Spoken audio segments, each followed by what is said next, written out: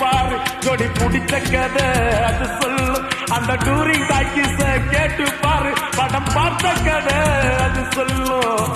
கர்ணம் போட்டு கண்ணத்துல குதிச்ச நினைவுகள் மலருது, மனசுக்குள் குளிருது.